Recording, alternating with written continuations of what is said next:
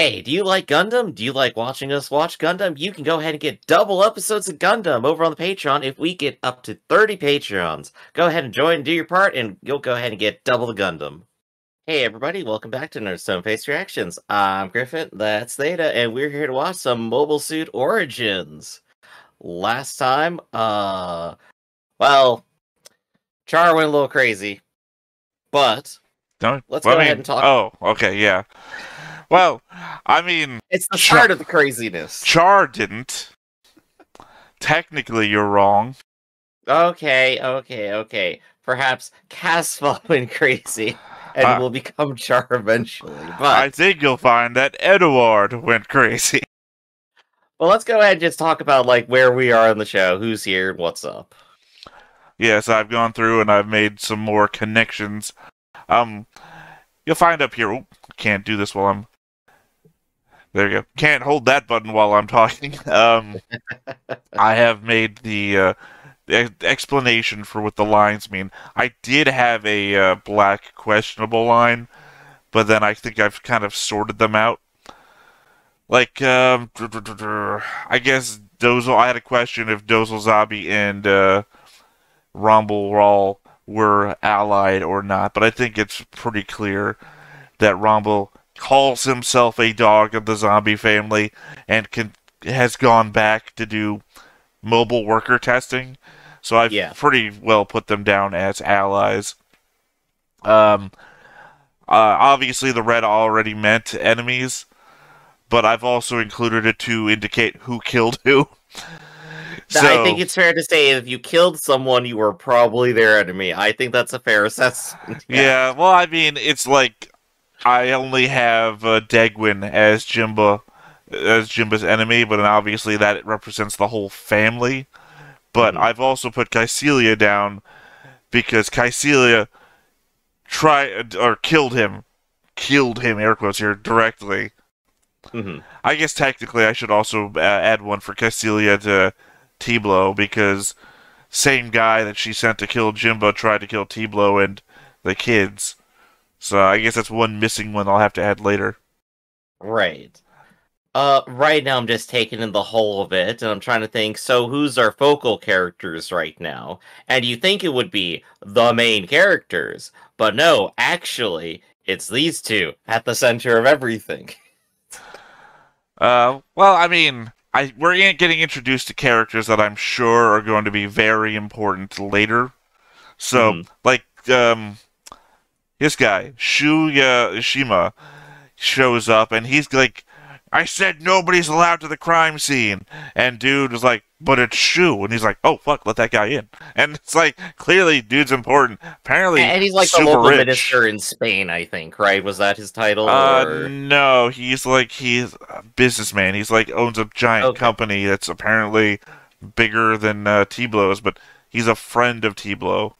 He's the one that shows up and says, hey, I've got this old amusement park that's based about Texas. And it's like, you should go there. It's real close to the zombies.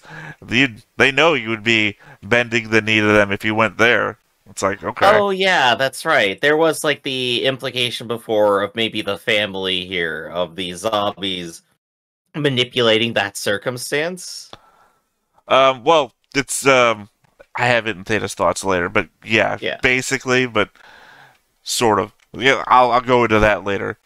But also, his kid was there, and apparently she's part of the regular show, so... She's learning her job right now, I suppose, and will show up later. Yeah, that checks out. I thought for a moment if I should add lines to people who just saw other people, because she sees... Well, she sees, Astrea and Casval in the window, right? And it's like, is that important enough? And I'm like, no, because I'll be adding lines all over the fucking place. Because if they don't say a line to each other, I think it doesn't count. The only reason I considered it is, one, because of, these two, but also Astrea saw Amuro, and it's like, well, that's two main characters kind of seeing one another. And it's like, otherwise, Amuro, his dad, and the Haru are still just completely unconnected to anybody right now. Yeah, I positively love it. It's just like, oh yeah, who's that whiny kid? It's like, I'm sure he's not important. I will say that I've gone over some stuff. I guess non-spoiler, but things that are different to from this manga adaptation to the original show. Yeah. And apparently, we see Amuro here, like chasing down the Haru from his lovely mascot box. Yeah, yeah. Apparently, in the original, I guess Amuro actually invents the Haru. He's not. He doesn't buy it as a toy. It's his. Amuro's C-3PO, if you will. Right, right. I can see why like that would be a choice, but like thinking about it like 30 or 40 years on from when that was written, right? I don't know. It's fine if he just buys a toy. It's okay. I mean, It's to be perfectly fair, fine. what is Haru but the lovely mascot thing, right? The horror really is. And I guess just because it should be said, obviously, Astrea dies that last episode. Jimba dies that episode. Mhm. Rose Lucia is mentioned to have having died at some point during, just before Astrea dies. Right, right. Tablo survives! He's still going. The And of Tino. course, Lucifer dies. The saddest death in anime history. I mean, he's still getting to me. I mean, sad enough that I made it a sticker on the Discord server. So We just need like have an entire short just in the arms of an angel, just like panning over Lucifer. India, yeah, oh yeah, Sarah McLaughlin singing it. Yeah. Yeah. Also, of course, added these guys, the ones that were. Well, I don't know. I don't know that McGill actually does anything other than he's present in the office where they're showing off the mobile workers and testing it, but it's Ortega and Mash. I think the association is important at the least. Well, it's that Ramba here knows him, so that's Yeah, the we have like our connection. little. I want to say triad, but this is four people here, right? These four are like in loose association, or no, direct association. They're all in a circle together. The only line that's missing, like, is one right here between Zabi and Crowley right here, I'm trying and to. that would make it complete. What's the name of side three again? Trying to remember. Moonzo.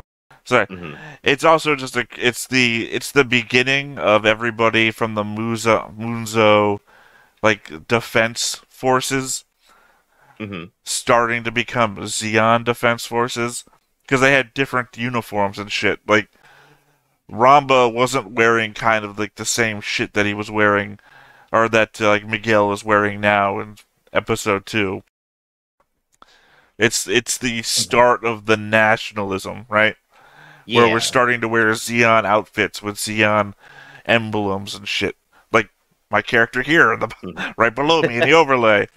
That crest, heavy Zeon inspiration there for the whatever my rank is. I think I'm highest rank there is because that's how I work.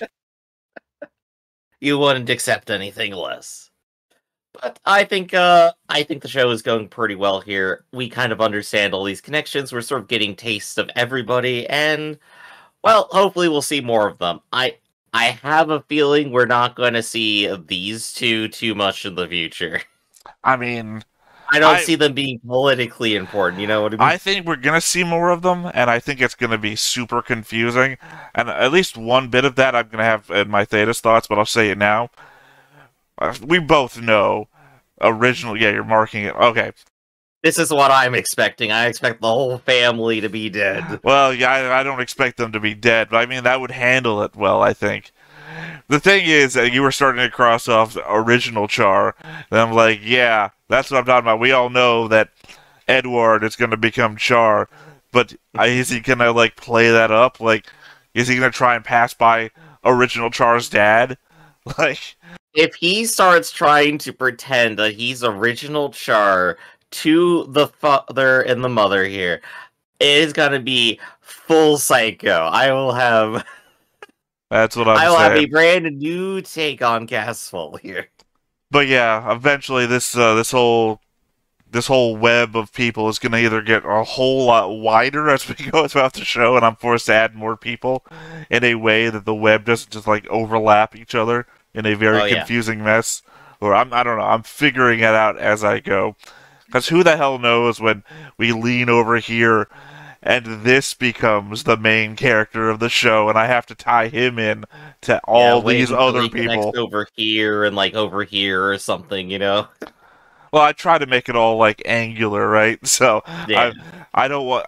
Can you imagine if I just went Willy Wonka on this and started drawing like tubular, crazy straw lines to people?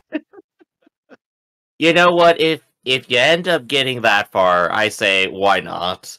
If it's already gonna be spaghetti, you may as well embrace it. Pretend to be professional, crazy. Just imagine that there's pins holding these colored strings together.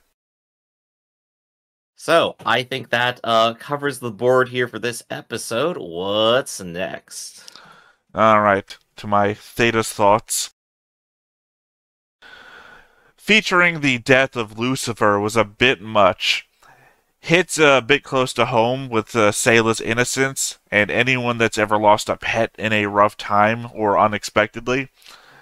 I feel like, if anything, it's meant to have multiple implications. Sorry, throat got me.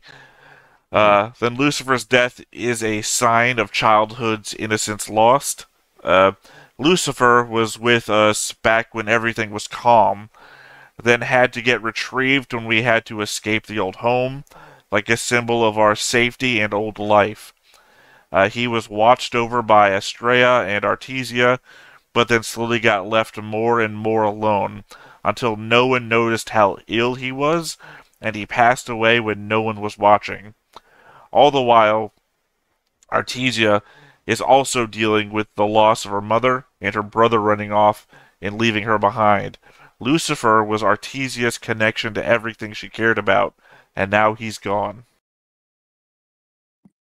I think the loss of innocence idea there is probably like exactly on point for like narrative purpose. But of course, like emotionally in the show, like we already mentioned, it's like losing a pet at the worst period of your life is just like the second slap in the face that you could get. It is the worst period of her life now. She's lost everything and all of her connections, i.e., through Lucifer, as represented through it. Oh, it's a double slap when you mispronounce his name. Ah. Oh, my bad. It really seemed like Sayla had a crush on Char, so seeing what must be coming could be super awkward if Edward doesn't let his sister in on what he has done.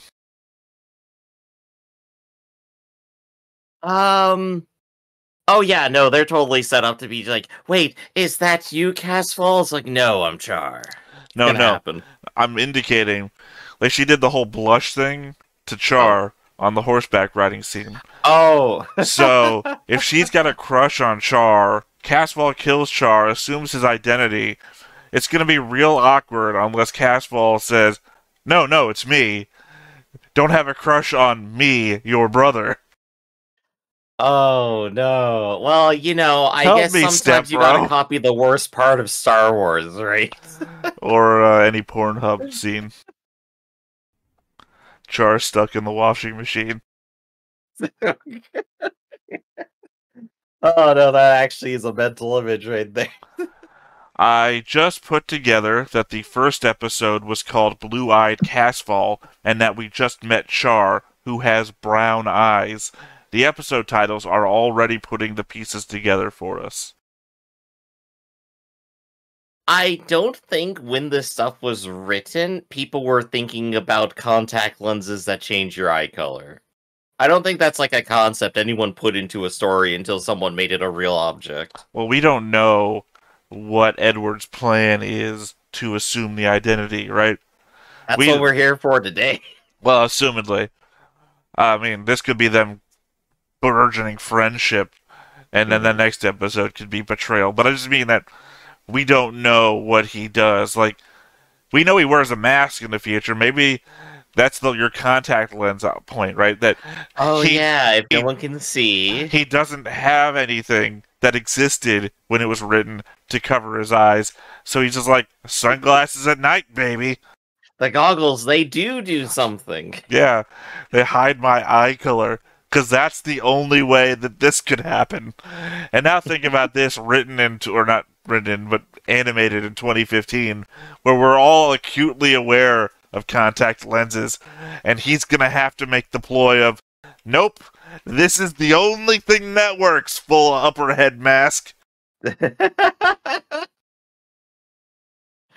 Oh no, that's even funnier. Just doubling down on it. Why? Because it's cool. Well, you have to, right? Because after this, we go to 1970s, right? So we have no choice. This has to be backward compatible. Yeah. I don't know if we discussed it, but the Zabis sent the group to kill the kids and Jimba in Spain early on in the second episode, due to Jimba having contacted Anaheim about support in an armed assault on Side 3. Jimba suggests as much with his dying breath, but being a conspiracy nut from the very start, his words were dubious. The fact that the armored figure, from Jimba to Tiblo to the kids, did kind of make it look that way, but Tiblo essentially says it himself in the aftermath, and then Girin confirms that it was Caecilia that ordered it later. Right, yeah, eventually we just get full confirmation on it, but I guess it is interesting seeing, like, how far Zeon reaches right now, given that it's operating in a space station hundreds of thousands of miles away. Oh, you don't even have to say the distance. We already know it's the furthest from Earth. So, right. It's literally as far from Earth as you can be, and their reach extended to Earth. Mm-hmm. Or that they notice, like, Jambal quietly asking, like, someone in a corporation to, like, have a quiet meeting at someone's estate. It's like, wow, that is a really subtle thing to pick up on. That is spies everywhere. Well, kind of we saw that. Remember, there was a scene where 3 guys are standing on a hilltop, and they're watching the Anaheim convoy go to where the kids are, or where everyone's at. And we know that literally, like, the moment they left Earth, there's dozens of people at the spaceport, like, the package is on its way to Loum. Make sure you pick it up there. Right, they just been following them the whole time, is the more logical outcome. I would say there's probably nobody in the mass household that's spying on them, but literally everyone outside of it is getting paid. Yeah, it checks out. I think it has to be observed that Deikun Zabi doesn't trust his own kids. When he notes that Dozel isn't present when he's about to get in his car, he tells Garma to ride with him as though he suspects another car bomb like what got Sasuro. The moment his back is turned, Girin turns to level an accusing look at Caecilia, who just looks nonplussed back at him. I do love, like, the commitment to, like, classic evil. I'm gonna bring the innocent child with me. If you want to kill me, you take them too. Well, we saw in the first episode that Garma rode with Caecilia in her car, so I think the assumption is that Caecilia has some sort of attachment to Garma. I mean, they're all the same family. But obviously she killed Sasro, so that goes here or there. She killed him and also was going to blow up Dozel in the same car. So, it's... And Dozel just gets plain lucky, honestly. I think the assumption is that if she chose Garma to ride in the car with her, that she has some sort of attachment to him that's closer than everybody else. So, him looking back at Garma and saying, "You ride with me," is a note to Caecilia or possibly Girin, depending on who Deikun might be accusing here to, hey, if you're going to try and take me out, you're going to lose something in this too. I guess I would say on my own personal analysis, Girin probably does not care about Garma whatsoever, but I could definitely see Dozel and Caecilia having a good familial relationship with a younger sibling. Because he's not competing with them, right? Well, I mean, my observation in that moment was more of a Girin looks back to Caecilia in a, did you? and Celia giving him a non-positive look like, who the fuck knows, right? Yeah. I just wouldn't get in that car. I do want more Celia though. She's great. Well, she seems like the insane person who's killing off everybody, but Exactly. It's my favorite. it's also kind of funny how everyone understands that Dozle is the good one when it comes to the zombies. Deikun is unsure of things when Dozle isn't around. Ramba doesn't freak out talking to him, and Dozle arranges for Haemon to see Astrea without being asked as repayment for Ramba's participation. Haemon goes out as far as to say that he's not like Giran or Kycelia when she was talking to Ramba. I think it does a good job of painting a picture of the man that was the first main character we saw in the first episode, with soldiers that salute him and wish him luck as they die. Yeah, and I think if I'm gonna go ahead and make a thought, like him dying is basically the catalyst for Zeon becoming worse, obviously, right? Like anyone who did have like a maybe decent personality just immediately killed. I think you're already wrong. Probably, but I'm going to prove you wrong right here. I'm going to prove you wrong right here that the scene that we saw takes place in UC 0079, the very first scene of the show that we saw before it goes flashback. Yeah. So we know he's alive in the 1 Year War. Mm-hmm. I guess I should 1 Year War is horrible. Sorry, I guess I could explain that first. The 1 Year War is what most Universal Century is about. UC 0079 is the 1 Year War, the war from Zeon versus Earth or Federation or whatever. So it's basically the entire. Other stuff goes past it, like other shows go past the 1 Year War, but there's a lot, like the majority of content. It's the focal point. Yeah, and that's year 79. So that's why Gundam 79, the original show that was made in 76, is called Gundam 79 because it takes place in 79. But anyway, that's the very first thing that we see. What would I say here? January 23rd, Tiananmen Fleet engages Zeon Vanguard Fleet in Loum Sector. Admiral Dozle present was my time stamp note there. I'm building a giant timeline of just we notes. just got to get there, but I can't wait to see how Dozle gets character assassinated. Well, no, remember that's the scene where, good luck, sir, and then his ship explodes around him, and Dozle's well, I mean, like leading up to it, because if he's leading all this stuff in the 1 Year War, the show's got to eventually, like, maybe showcase him as being worse in some way, right? We just got to wait till we get to the point. No, or maybe he's just that way. We are literally going opposite ends, Griff. I'm saying that since he's that guy at that timestamp, that this is proof that he is still that good guy. I'm saying he doesn't turn bad. He remains that good guy, and that's just more proof of it, that they're willing to, like, his own soldiers are, like, wishing him luck the moment they die, because they're proud to serve under Dozle. And Dozle, for his own benefit, during that insane scene, is so angry his men are dying that he's bending metal under his hands.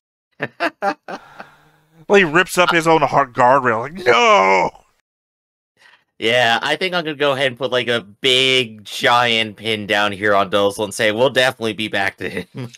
Well, yeah, I mean, it's hard to say he's the good guy also when he is, like, look at that guy. You mean that guy wearing the Nazi uniform? Yeah, that guy. He's a good guy.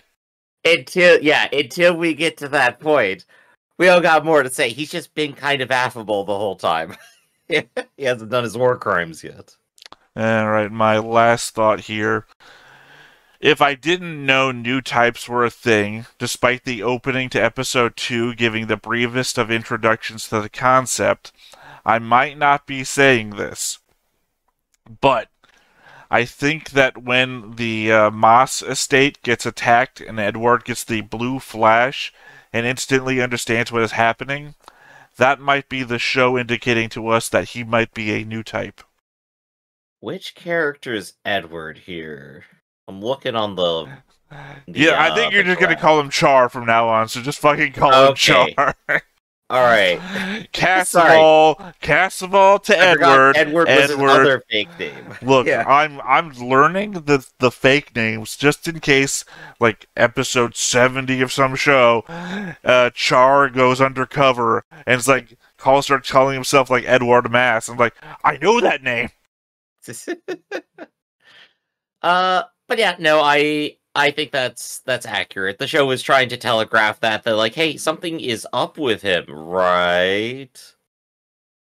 But we haven't really hit that as like a main key element yet. It's just background. Well, my only thing is it happens also once in a scene with Sayla. So if Edward and Sayla are not both new types, then that was just an artistic choice. But I also don't know if that's a thing that's going to be shown to us in this 6-episode thing. My big feelings is that like, yeah, no, I think if we're gonna go ahead and rip off more Star Wars, yeah, both of them are going to be force sensitive. I mean, new types, right? Well, I mean, obviously, I'm getting there entirely, but like it would make sense for the two of them to be so, and then Amuro is one as well, and that's why Amuro and like Artesia like end up getting along later. Well, that's what I'm going to say. If we were to assume that the characters that we would assume to be new types, Char and Amuro, are going to be that I have no idea if Sayla would be one. Because I don't really know what she gets up to. Like, obviously, Char goes on to be the Red Comet, right? We actually saw that in the opening. Amuro is the main character of the show. We've been told as such throughout every other Gundam reaction, where people point out the Amuro likenesses or whatever. So, we know what those two end up as. I have no idea what Sayla ends up to. I was, if somebody were to ask, hey, who's the main character of Mobile Suit Gundam: The Origin? I would either say Ramba, or I would say Sayla. Yeah. Up 2 episodes in, it's one of those two. Again, focal characters, right? Well, it's the emotional bits, right? Ramba is, hey, I like these kids, we gotta save these kids. Hey, I don't know what to say about what he's doing in episode 2. Hey, I gotta beat the shit out of Earth Federation guys. Oh, look at that. Mobile workers, that's cool. Either way, he's getting a lot of screen time. He's doing a lot of stuff, he's participating in things, and meanwhile, on the other end, Sayla Artesia is kind of just the focal character of events that are happening. It's Casval's story, but it's from Artesia's perspective, right? Well, I mean, I wouldn't even say it's Casval's story. She gets most of the screen time. She gets most of the emotional weight. She represents everything. Casval, for his point, when he does stuff, it's eyeballs it, eyeballs it, eyeballs it, explodes! Eyeballs it, eyeballs it. I mean, he really doesn't do much. And the things he does either center around Sayla, making her more of a main character, like when he defends her when the attack happens at the Mass Estate, or it's directly her, like, oh no, I'm spending all my time with my mother's unmarked grave, or oh no, I've got to bury a Lucifer, or oh no, I've got to confront my brother when he decides that he's going to go off to the military academy, or I'm sick, or I'm helping the sick people out in Spain. You know, it's right. The perspective would be these are the things that are happening to her, and Casval is there. I mean, I understand that the show is probably like revolving around all of these characters to try and flesh out their backstories, but I would say that even if it's doing that, it is so far giving Sayla a much further rounded backstory than it's done for everybody else. Now, if we spend this entire episode with Casval in the military academy, well, fuck that, then I'm wrong. But well, we gotta see.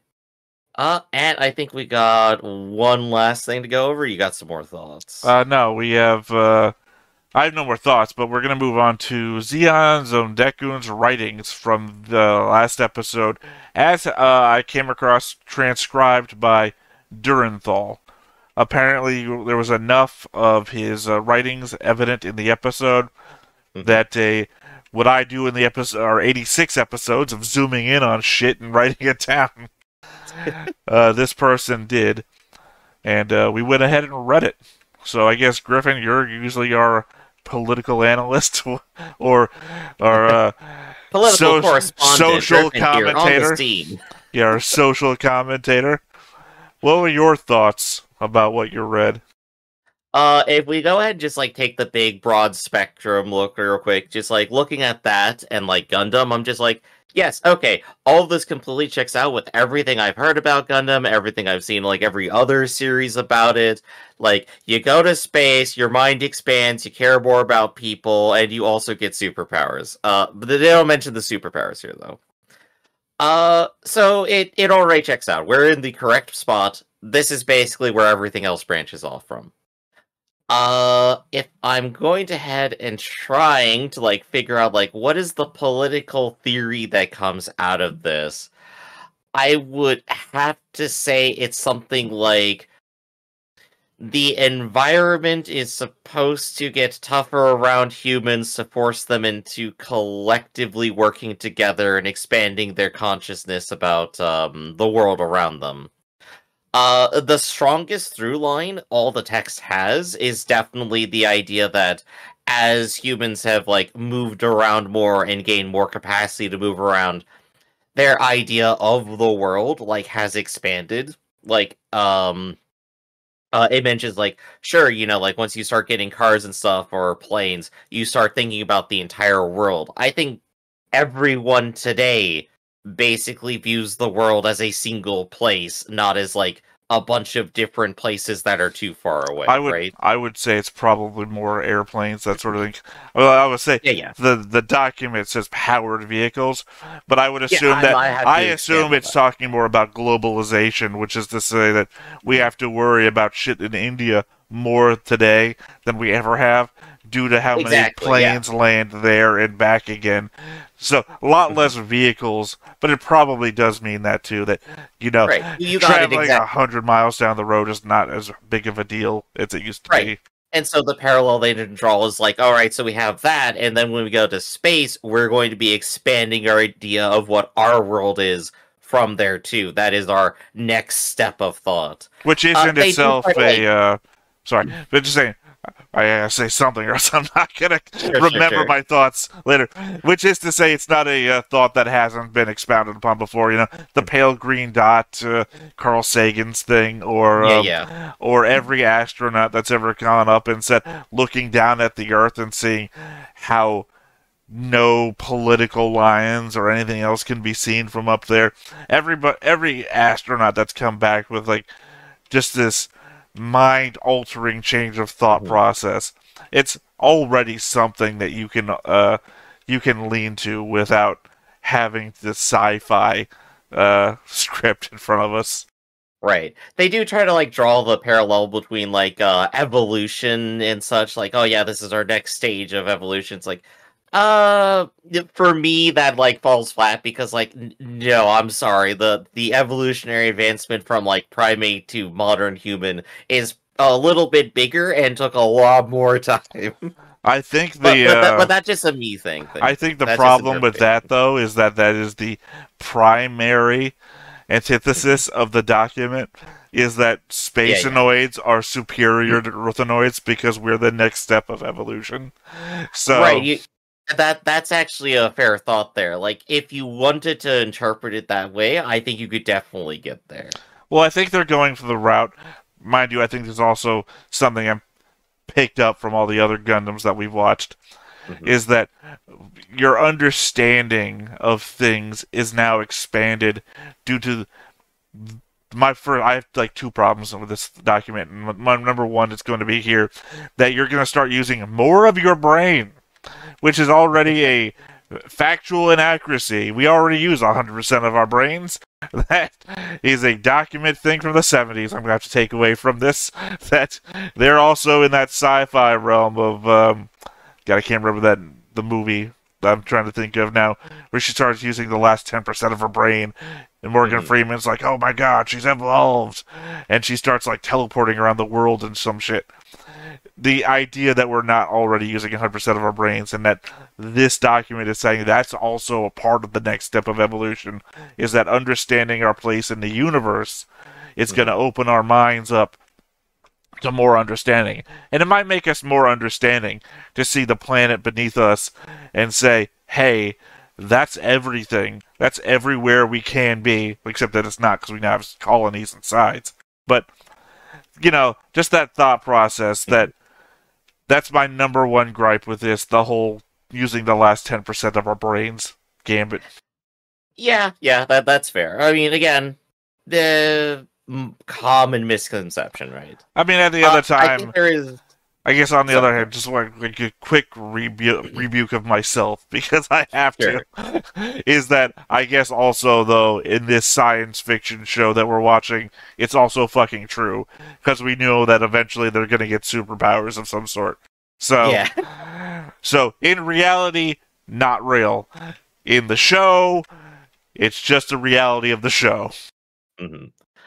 There is one last concept in the text that's probably worth going over, which is the idea of the individual. And I'm not quite sure where it lands because I'm anarchy brained here. I'm no longer, casual US liberal brained or anything. Let me ask you real quick, the angle to take on it. Let me ask you real quick. Is it the next to last line?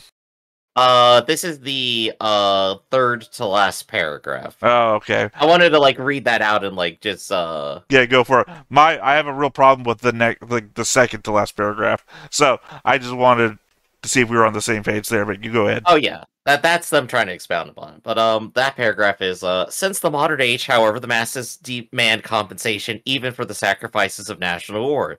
At a glance, we can see that individual rights have been elevated to the same as nations. It's okay, so this seems like a pretty positive, things are going great, human rights really matter. But this, too, is a result of individual specialization. A nation obviously cannot place its member individuals at the same level as itself, and embracing the principles of individual sovereignty would mean the destruction of the nation. And this is where anarchy brain me goes, yeah, that's exactly right, get rid of them. And the last line is, when a group of selfish individuals is managing a nation... You added the word selfish. When a group of individuals is managing a nation, the national administration becomes a doomed symbol of universal selfishness. I pan my eyes down to the next slide. Well, I mean, I think it means the same thing. I just realized, wait a second, you're adding your own beliefs into the text. Yeah, no, I mean, I think you'd agree with the last line, wouldn't you? When a bunch of people are... well, that's the thing, the anarchist perspective is a bunch of people who are elevated to power over others will use that to enrich themselves at the cost of everyone below. It is inherently accurate. The last line is what you believe. So you don't have a problem with the entire paragraph. You just only agree with the last line. Well, the first line and the last line. It's not a problem I have. It's just I know my perspective on it. What's the author's perspective? What's their actual stance on it? It's like if you were to edit this, you would just erase the middle two lines, the middle two sentences. Since the modern age, however, the masses demand compensation for even for the sacrifices of national wars. I guess, wait. That's the thing. Yeah, no, you remove the middle side. At a glance, we can see that individual rights have been elevated to the same level as nations. When a group of individuals is managing a nation, the national administration becomes a doomed symbol of universal selfishness. Take out that one sentence you disagree with, and you're good. Right, but I think, obviously, I think from the author's perspective, I think if we're going to go ahead and draw, all the Nazi parallels and such, it's supposed to read negatively, right? No. See, here's the thing. Well, you mean author as in Zeon, right? Not the author of the author as in Zeon. It's supposed to be the individual ought to give themselves up completely to the state. Okay. I think this is the difference between Karl Marx and Joseph Stalin, right? That Deikun Zabi is our Joseph Stalin in this. I know I'm going communism to fascism or nationalism. It's fine. Go ahead. My example stands that Karl Marx is the writer who envisions a greater future for everyone, and then Joseph Stalin is the one that says, that's a good idea, and then assumes power and authority and kills everybody that stands in his way. You know, it's one of these is a good idea, and the other one is, I can use this to achieve everything I've ever wanted. Mhm. I don't think it's the fascist stand-up document. You think Zeon is genuine, that these are maybe a positive thing and, quote, the state will just wither away, right? Well, I don't know what he means politically. I can see where he's coming from his writing isn't political at the outset. It's a statement of humanity. Right. Well, I mean, a lot of political speeches start with "Here's how humanity is." Mankind is inherently violent and has to be suppressed by a leviathan. Well, I think also if we go back into the timeline, it is 11 years before he starts getting political. Well, no, sorry. Yeah, no, it's about 11. Well, it's sometime between 57 and 68. That he starts getting political with it. He doesn't start political, which tells me that his beliefs didn't start from a basis of politics, and they started from a basis of humanity. But I think that's my full analysis of it. That's all the big things that actually stuck out to me. Yeah, my point too of problem was, for example, when one's child dies because there's no fence around a pond in a public park, one might lay part of the responsibility for that death on the municipality that manages the park. There's no such option in space. Bullshit, there's not. Somebody built that space station. You would blame the people, the engineers. You know, like when a bridge collapses, you blame the engineers that built it for not knowing about, what do you call it? The resonance of the air that blew through there that caused the bridge to shake. You blame the people who built the fence, right? I'm not saying that that's great, you not have no responsibility, but even that, as a parent, but even that says one may lay part of the responsibility. There's no such option in space. Yeah, no, there's a thin wall protecting us from the vacuum outside. I'm going to put part of the blame, while everyone died and getting sucked out into space, on the person who built the wall. It's tough for me to read into it because I don't have the angle on it. But if I were to take a stab at it, I think the text is supposed to read to the tune of, nature is just harsh and we're just gonna have to deal with it when we go out there. But the problem is that it follows. The problem is that it follows your paragraph, right, about individuals taking responsibility, and it's yeah. Yeah, when those tie it together, suddenly it's a lot worse, right? Well, it's more so that individuals taking responsibility, sure, but there are certain things that we do together that require individuals in positions of power, right? I don't know how your anarchist system handles a massive project that's done for the good of everyone. How would a bunch of anarchists construct the Hoover Dam? A bunch of people would say we don't have enough power and then start talking about it, I guess. Right. The idea is that we have to come together, resources have to be managed, money has to be collected, people then have to get paid for jobs, which requires an entire, there's a top-down thing that has to happen. There's a lot of things that need to happen. An organization often requires at least some sort of executive management at some point, is the thesis, right? Yeah, right, but I'm just using Hoover Dam as an example. Now imagine we're in fucking space where every little choice made could cost people lives, right? So even more so, there has to be a top-down management and oversight with people in authority. Otherwise, you're going to leave life and death decisions up to individuals with no oversight. I would say ultimately there are, obviously, this is my position, there are ways to organize society without just having one person heading it, obviously. A great group that had more than one person oversighting it? I believe that was the committee, the Supreme Committee, I believe it was called, of the Soviet Union. What a great example. And they built a lot of houses and gave people a lot of food. So I mean, I I guess in your defense, Griff, those houses still stand today. You can't beat. they do actually. You can't beat Soviet architecture. Give me like 1,000,000 concrete slab apartments. At least then we won't have a homelessness problem, right? Tell you what, Supreme Committee, we're gonna build it out of one material, and it's gonna last forever. And that's how we're gonna save money. There you go. So, aside from getting elected to the committee, I think that's all the topics we got for today. Let's go ahead and get into it. You good? I'm good. In that case, so let's go ahead and get watching. But before we do, be sure to hit that like button, hit that subscribe button, and comment down below to beat that algorithm. On top of all that, if you want to watch more shows like this, unfiltered, uncensored, and uncut, as well as some early access stuff, you can check it out over on Patreon. It's just $5 a month, but no pressure. It's Ultra Sports Channel, just a little bit extra. Click the link down below. Join the Discord. Tell us what you think about that last hour.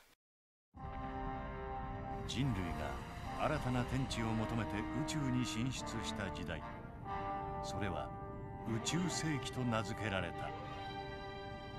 彼らの未来は地球の周り It's に kind of 建設された near Earth orbit century, but you know, it's fine. You know what these things remind me of?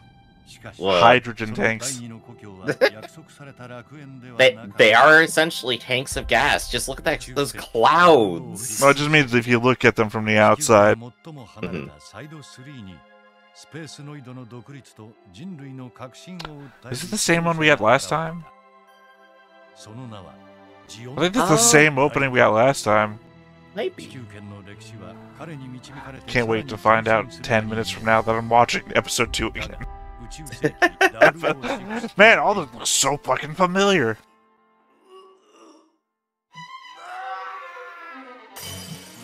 演説の冒頭 No, I've moused over. I does say OVA 3 on my thing. Alright, well, you're safe. Well, I think this is exactly the same thing. I think we're getting a rehash. This is our... This is that thing we get at Ranking of Kings, where we go right before the song.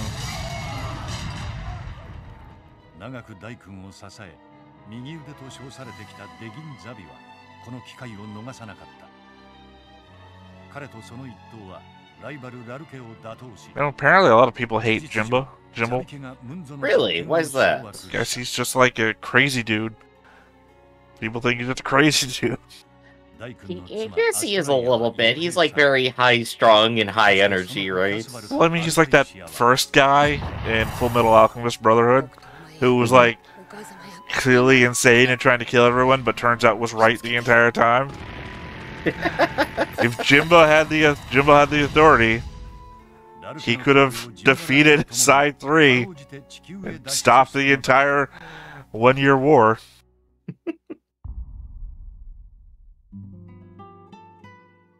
Well, we're back to the Alps. No, I think we're just now adding to the intro. Oh, yeah. And we're just going over the... So, eventually, by episode 6, half of the episode is going to be a recap.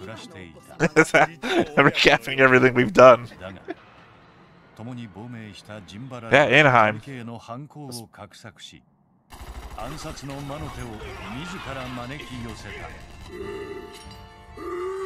Mysterious swordsman.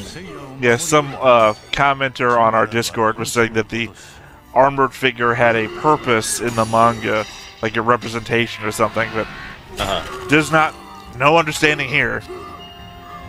Just another sci-fi thing of why do people have suits of armor in their basement? Well, here because the rich is the answer.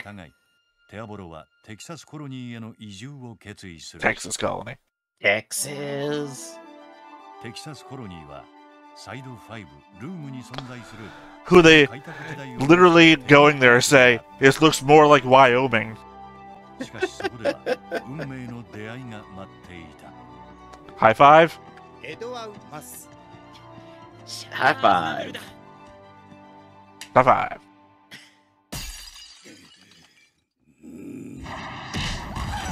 Karaoke love time. them selling that.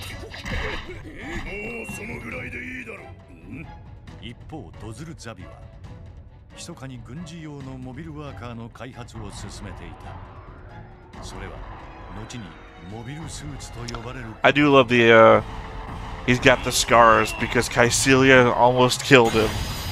Yeah. Something you might not know if we had started off with the other show.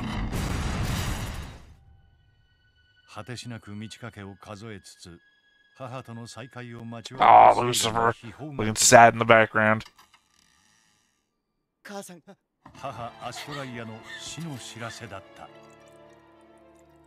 like how even Lucifer got excited about hearing news. Look, got excited because she jumped up. Scary. Yeah. Scary for a cat. Fate was not yet done toying with the siblings. Such a line cannot be more true. Well, yeah, 'cause we moved immediately to Lucifer's burial.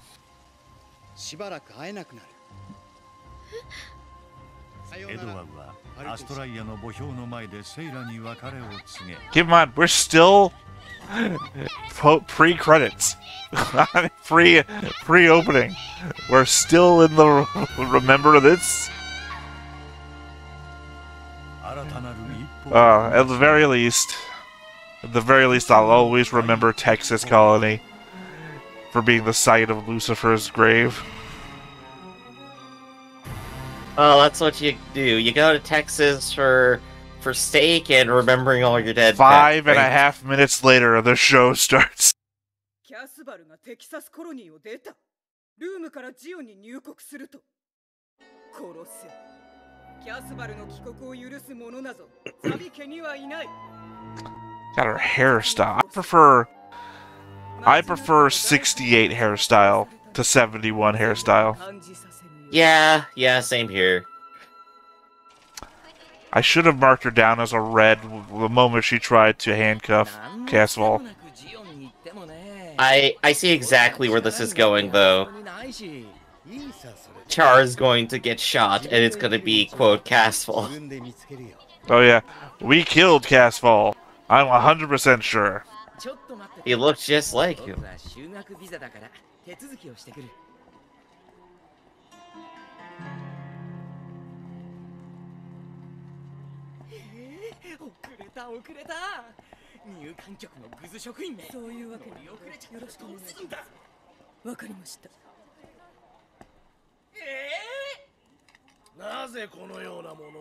It's because he's from Texas.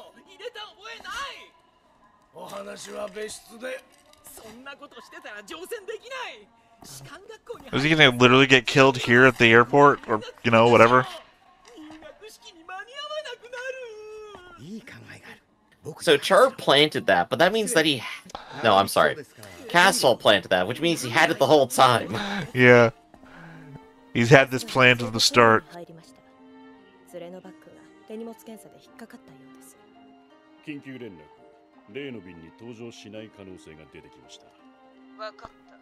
Has not one of these spies said, hey, both these guys look the same?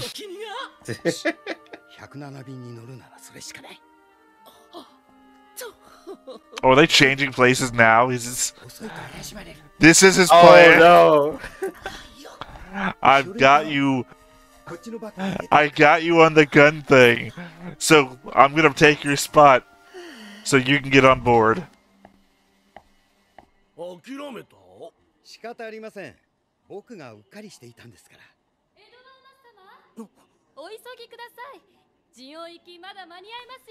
And you're gonna get killed on the way. They're gonna bomb the ship or something, right?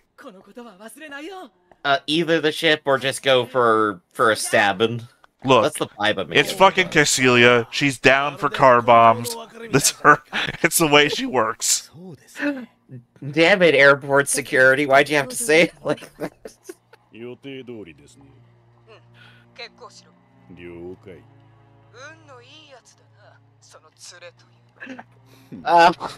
Oh god, everything that was said on September 10th, right? I think you're absolutely right, though.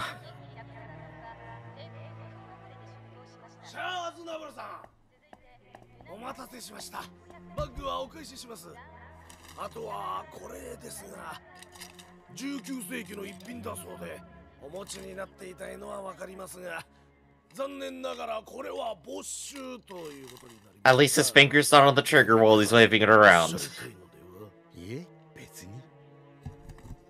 I was gonna wonder if you wanted to keep it or not, but I guess it would also have fingerprints from casval? No, I don't think that really matters. I mean, it'd be evidence.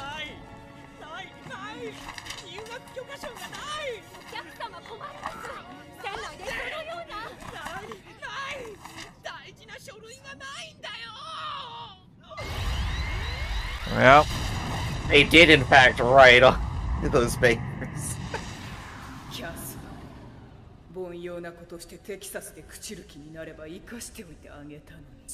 God, she has turned fucking insane. I know people are gonna say she's been fucking insane, but still. This is why I live in obscurity in Texas. Oh man, poor Char. I mean, on one hand, poor Char. He was such a up-and-coming Nazi. Yeah. Yeah, that whole dinner speech. That's also part of Casval's revenge, right? He heard all that and wanted this to happen. Garma, only kid in the entire room with blue hair. How do you know he's important? Well, you know, look at the hair. Only protagonists have blue hair. A lot of those people just matte painted on, you know. Also, glasses.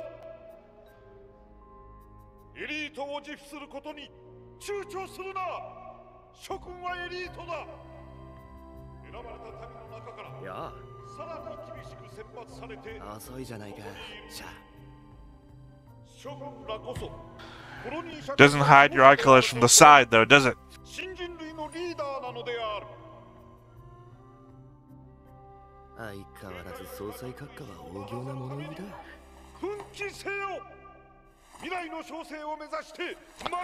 Garen loves a speech. That's the one thing we know about him. He's got to give a lot of those in the future. Yeah, only Kycelia would notice the eye color, right? I assume his friends would.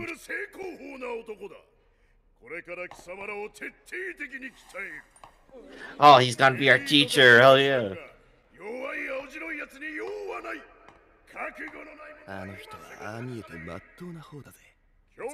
Even the students just entering her like, no, he's a good guy. This guy also looks familiar to me. The guy with the beard on the left. I don't know why, he looks familiar to me though.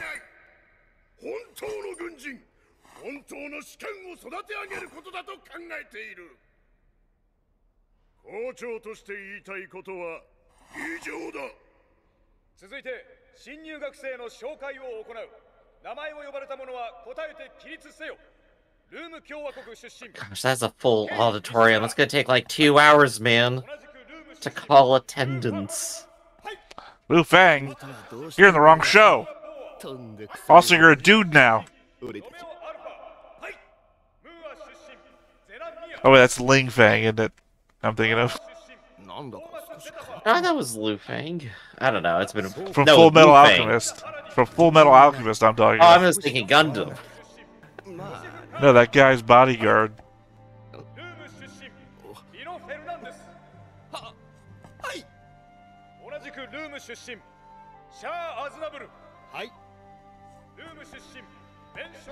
Gotta figure out how to do this on the web. I just cross one guy off and turn his web thing over to... Surely you're going to add all 265 cadets, right? No, I meant Char's thing.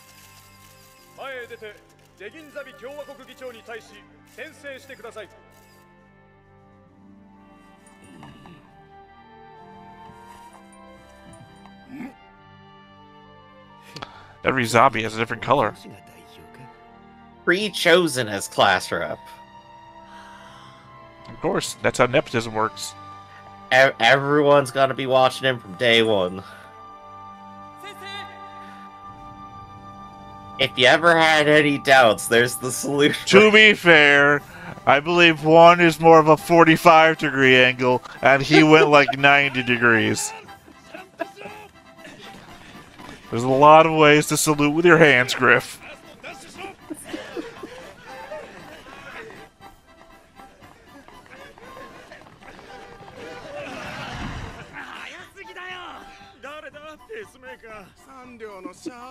Again, though, sunglasses all the time. Only way this could work. This happy music, this little bit of slice of school life. Just all in the background. Oh yeah, he killed Char, right? Garbage is not good at this at all. Oh no, he actually is apparently. They're not at running anyway. Oh, but the clash. Oh see yeah, what I they're think setting you. up here. I think you asked last time why they were playing basketball.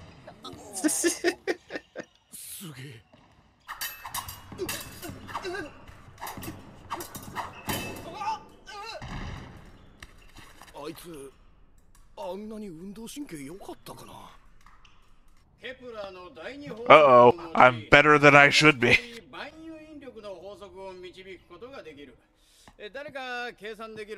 Hey, at least they're, you know, using real physics here.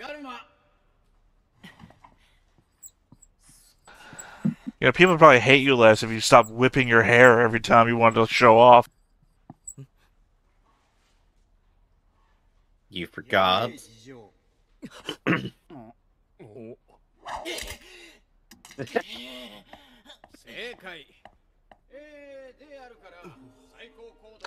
Equals GM, stands for General Model, which is a mobile suit type.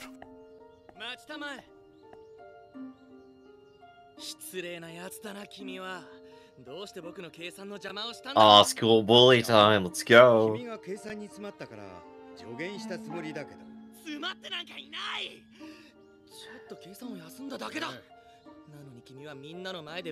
hypertension of being the young kid with all the attention on you. I'm the star. What time to beat up your bodyguards?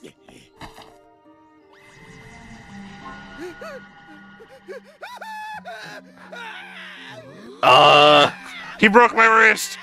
That's straight up psychic power, right? I don't know. It's either that or it's like killing intent, like from One Punch Man. No, that has to be. You had to be right. That has to be like new type shit. Also, he tossed that dude through the brick wall, the brick thing on the foot guard. I figured that was just dramatic intent, but no. Dude got tossed. Oh, nice grouping, you know.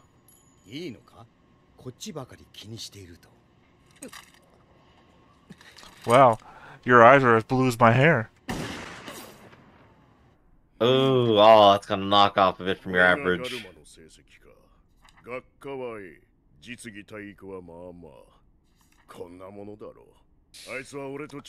be fair, I gotta hand it to his teachers for not giving him straight A's. Yeah. Actually, honestly grading him, right? And then this asshole. Who has straight A's legitimately.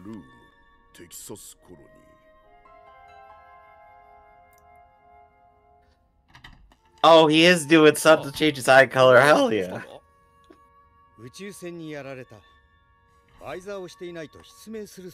No, he's developing the lie. Yeah. To always wear eye shit.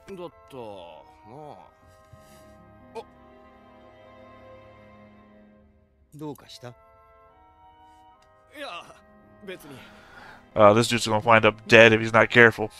He almost noticed the lie.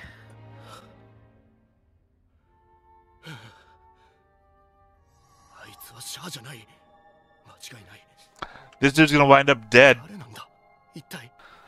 There's gonna be a school exercise.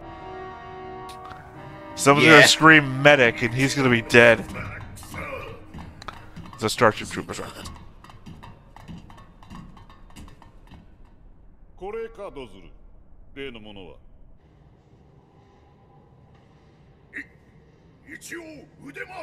Oh wow, they've gotten a long way though. Oh, he's about to ruin everything. Can you imagine?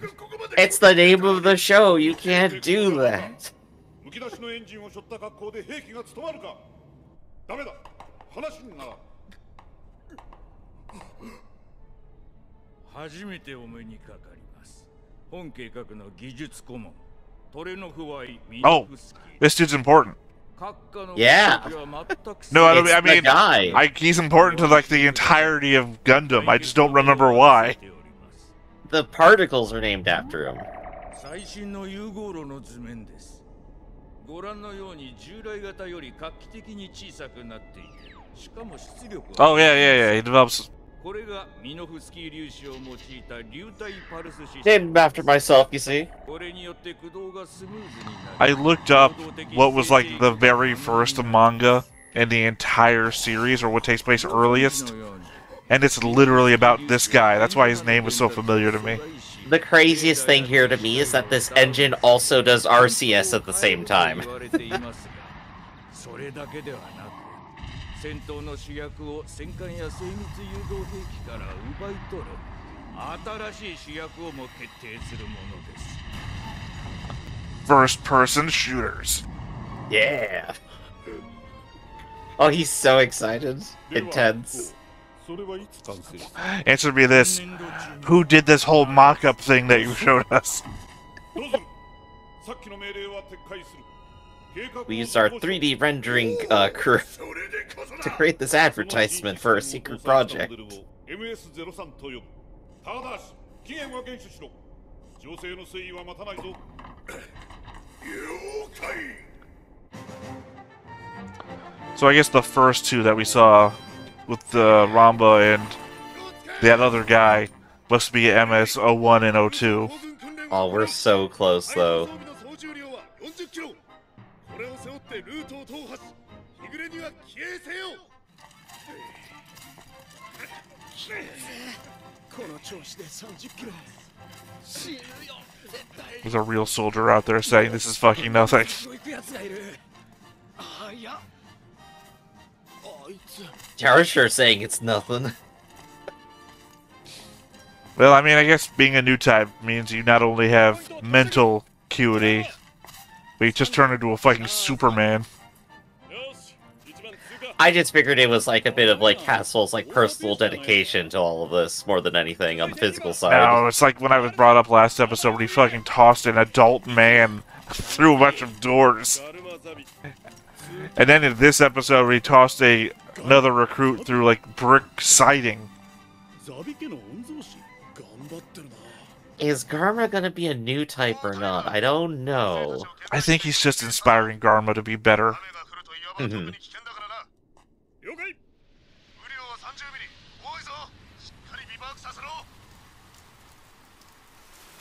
Just whether on the space station. Yeah, I'm surprised they don't have control over it. Yeah. Look, one of my critiques about like the Alien franchises is like having all this water on your spaceship just lying around is not a good idea. But they have an entire ecosystem. If here, I so maybe it works. remember, I'll make comments after the episode. So I have a different take on it. 特に君のようなやわな坊やは。うるさい。誰が坊やだ。僕に指図するな。ああ、そうか。わかったよ。 I could see him also like setting up to kill a Garma here too. Well, Garma's laying on the ground with literally his gun pointed up at him. So yeah, he's already done it to himself.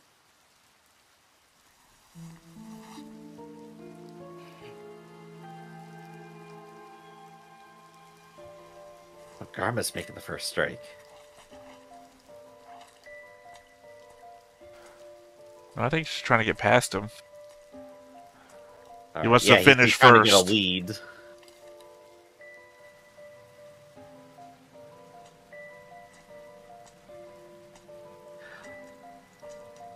Oh, I see. I see where it's going. Yep.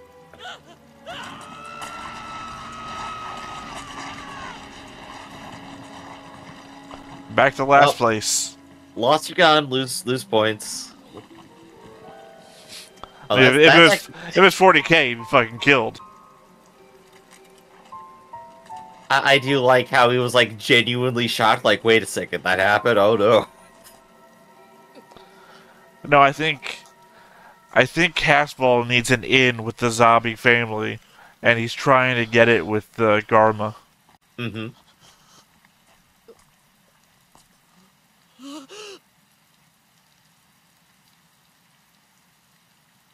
Pathetic. 笑えよ。おかしいだろ。君を出し抜こうとしてこうなった。最低だ。ザビ家の辛い星だ。大丈夫か。触るな。僕に指一本触るな。触ったら殺す。Be hard to do from that position. 殺してくれいっそ。あんまり惨めだ。Well, I mean, now that you mentioned it.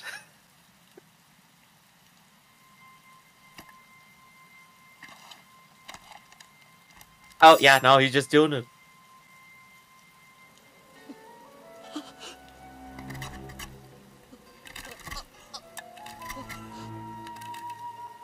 I'm using this to dig your grave.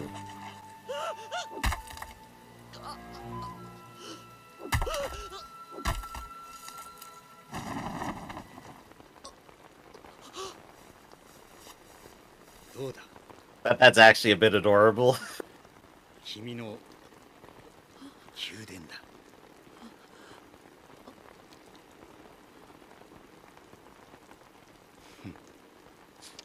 In any other show, I'd call them a cute couple. Yeah. We haven't seen the original stuff. I don't know if they actually become genuine friends. I can't imagine Casval becoming friends with a Zabi. With all of his vengeance, yeah.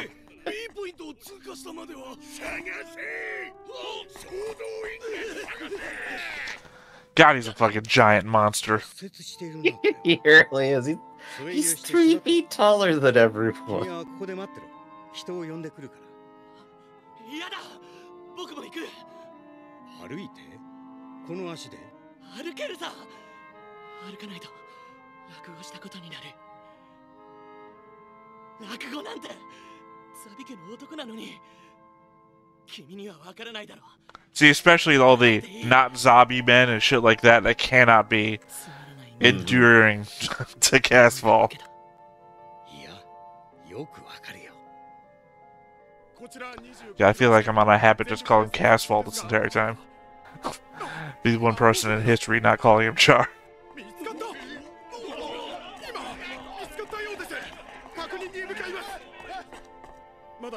Send the whole squad.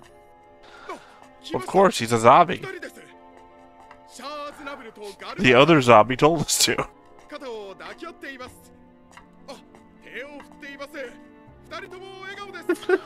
Like I said, this has to be a ploy for him to get an in on the Zabi family. どうしたリーノ？引っ越し？寮長が部屋を変われってさ。君はガルマに気に入られたらしいぜ。せいぜい仲良くやるんだな。希望を出したのさ。僕の顔色伺いじゃ刺激がなくて面白くないからね。今日からは同室だ。ずっと良い友でいてくれ。何がおかしいんだ。君はやっぱり坊やだ。I came here to laugh at you.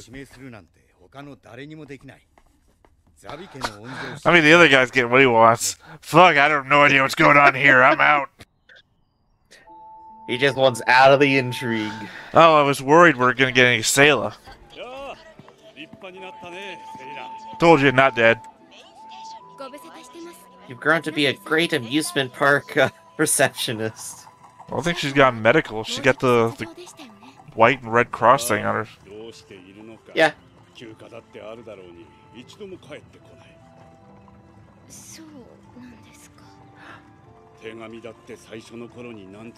Has he been faking being Char?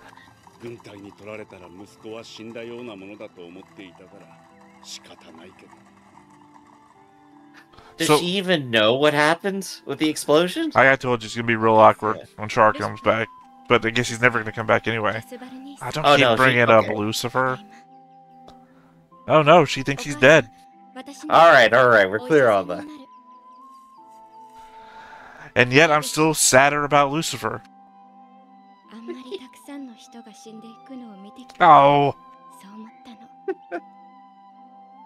いっぱい悲しい思いをしたから。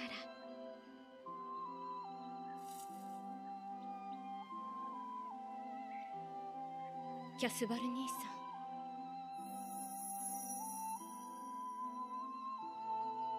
本当に死んでしまったの？確かに乗船名簿には名前があったけど、なんだか信じられない。どこかで生きているような気がする。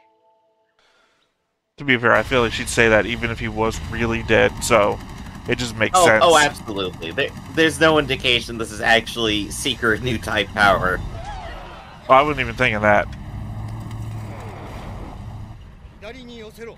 そこから P4 両戦射撃。その間に出るぞ。いいか、急げよ。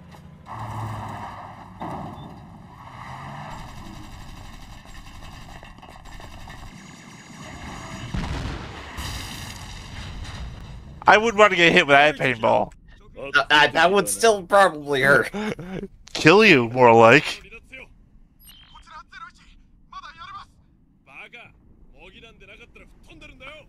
This is the most hardcore paintball campaign I've ever seen. It really is. At the same time, like, can I get some of that, actually? Oh, they're tanks firing paintball. Explosive.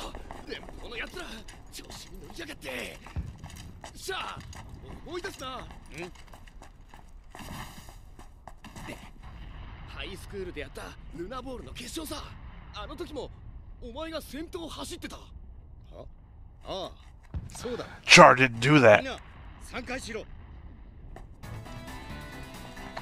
Dude's playing out his I'm going to identify him. They're on a smoke break.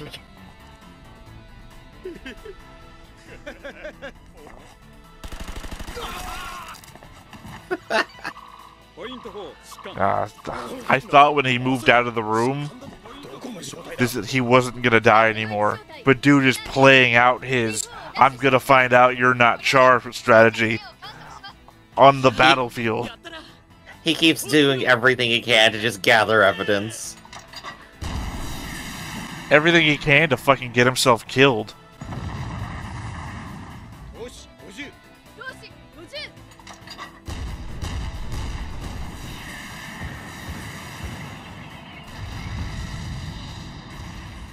Char wins the entire day.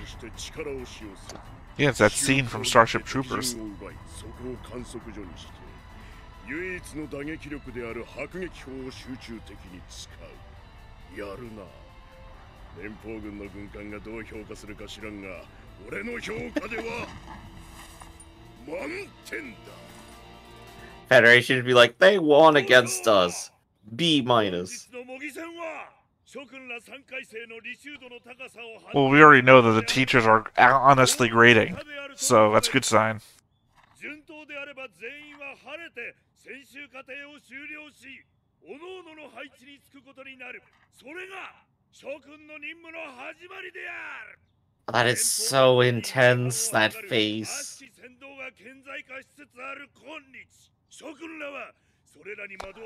I fully welcome intense faces compared to what we've gotten in the past. I know what these people are thinking, so...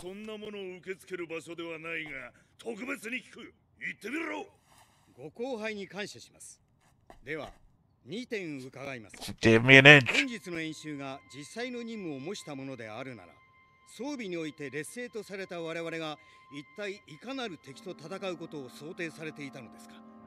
もう一点、軍艦殿は先ほど連邦とコロニーの離反は認めぬと言われましたが。 But isn't the whole point of the drill to do this? 劣勢であるしかない我々スペースノイドの自衛軍とは、所詮コロニー側の弱さを自覚させるための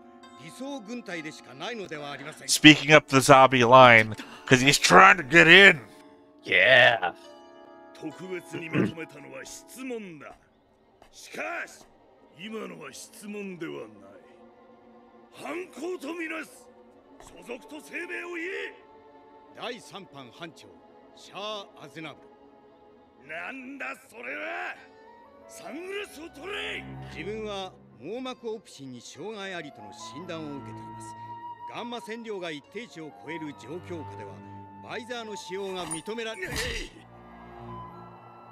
Did he color his eyes today? He can't. They didn't exist back then, Griff, I guess. Well, the eye drops. No, that was just to play up the whole gamma rays shit. 公規違反じゃない。そうだ。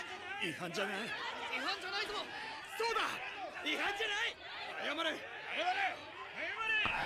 God damn you, evil mastermind!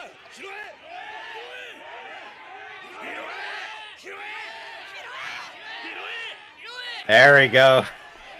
The power of the You mob. messed up. To be fair, he did just assault a student, too. 軍艦殿、第一班班長ガルマザビであります。彼は公規に違反していません。バイザーを拾って間違いをお認めになるべきです。お認めください、軍艦殿。これは要求です。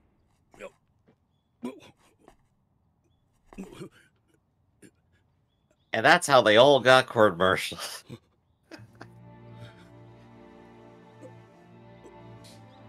Imagine breaking down a drill instructor. Yeah, putting him on the spot and realizing, oh shit, everyone is against me.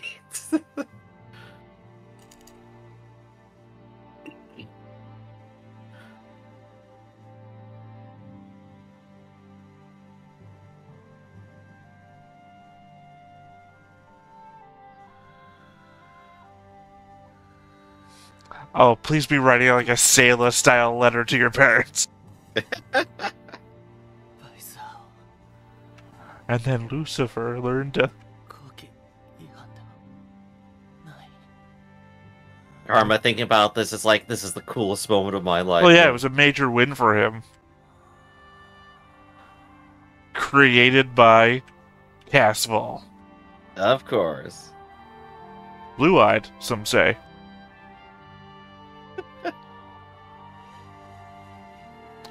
He said, if I didn't know the show, great couple. Please do.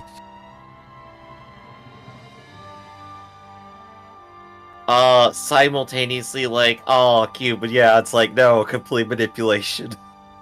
He's won as hard as possible.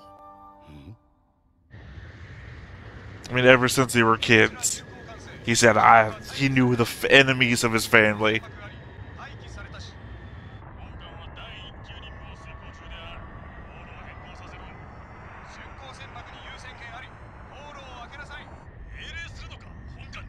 This is foolishness. Well, Outbound has nowhere to go. You move out of the way, incoming.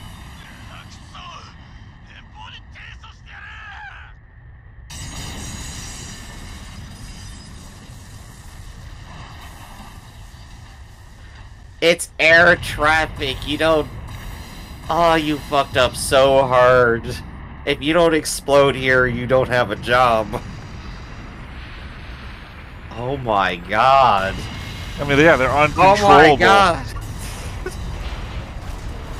What a oh my god. What a major incident. I hope somebody doesn't try to declare independence from this.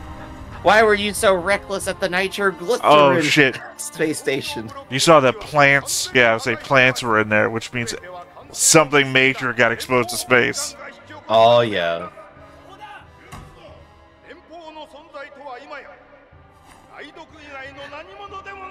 All they had to do was listen to flight control, but no.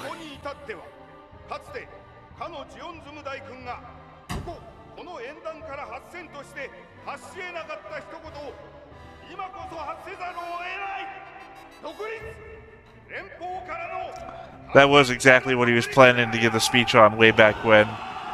Yeah, same building. Oh, he's so smug. There was a declaration of independence that he died in the middle of giving.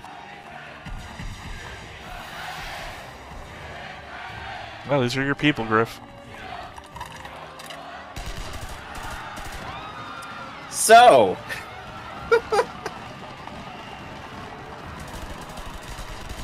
this getting about as out of hand as possible. You'd think they would start with the rubber bullets, but did rubber bullets exist in the 70s? Maybe, but I don't think they were, like, used widely or anything. Oh, that thing's going crazy.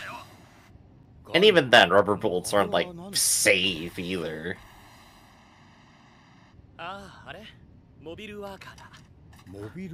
And Char encounters mobile workers.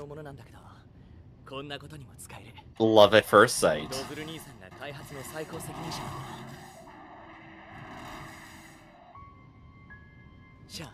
I know what That's I the want minion. for Christmas.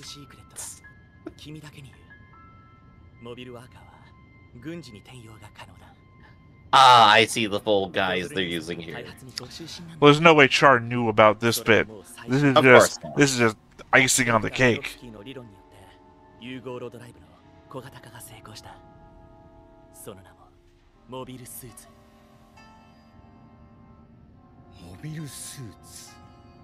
MS-03, our very first mobile suit.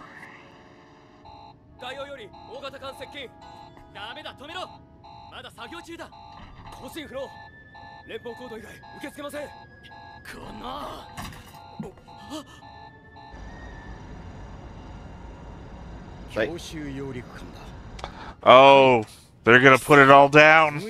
Oh no. 治安部隊が発砲したらしい。発砲？おっと、踏み潰されそうだ。くそ、屈辱だ。誰のためにこんなことになっているというんだ。Jeez. Dang. Oh gosh. Yeah, what happened to all the gun tanks? I disagree with twin-mounted tank, but it's still cool. 沈めろ、ギレン。聞いているのか？もちろん。ただここは今少し静観していいかと。戦争にな Girin's opinion from the first episode too. 連邦に勝てるわけがない。さあ、それはやってみなければわかりません。Somebody has to do something. ギレン。 This is where Gundam is complicated, because Zeon has all, like, the obvious Nazi parallels, or, like, Imperial Japan parallels, whatever you want to pick here. But also, they are distinctly being oppressed, right? 士官学校などといえば聞こえはいいが、あれは体のいい人質に過ぎん。一丁断るときは隣接する駐屯地のはるかに優勢な連邦軍によって。 I don't know. This is like the basis of many 80s movies. Oh no, it's an adult terrorist organization, but we've given the kids guns. もしものことがあったら、その時は許さんぞ。 Oh, there's so much fun that can happen here, I think. Char leading the revolution from a base and, like, turning things around.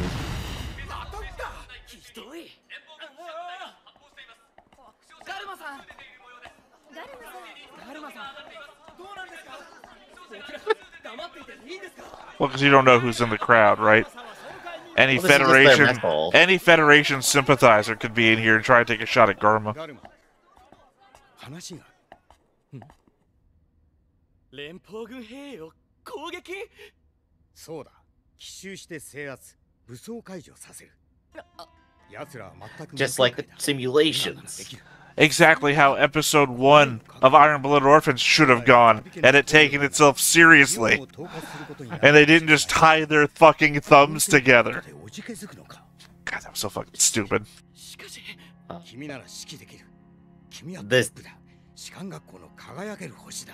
This scene, this framing, like, makes everything clear.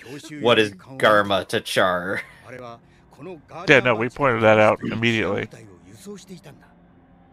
I mean, if there was a doubt in the viewer's mind. 同じように今いる残りの部隊も送り込まれたらどうなる？ザビ家の男だというなら黙って見過ごすことなどできないはずだ。わかった。でも勝てるだろうか。勝てるさ。見てくれ。これが駐屯地の見取り図だ。駐屯地には Remember how I won that last fight that was all pretend? Let's do that for real. The enemy forces are down. They don't understand space like we do. I mean, technically, it's true. 戦う集団でなければただの無謀の集団。兵舎は2ブロック、中央は管理棟、連隊本部だ。挟んで反対側に兵器庫、重機格納庫。これらを攻撃目標の ABCD とする。God, it just makes me think, though, if not for casval, we haven't seen what comes yet, but it seems like if not for casval, Zeon would never have gained independence in the first place. Yeah. Because even their leaders, like, back off, there's no way we can win. Is he trying to make, the zombies into the worst villains in history, or is he legitimately leading a revolution? What's going on with them yet?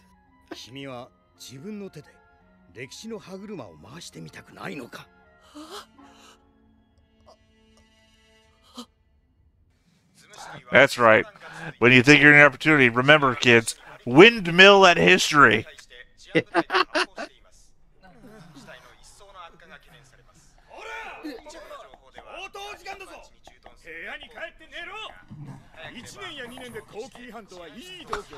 Even the future uses the fiery backdrop for worsted.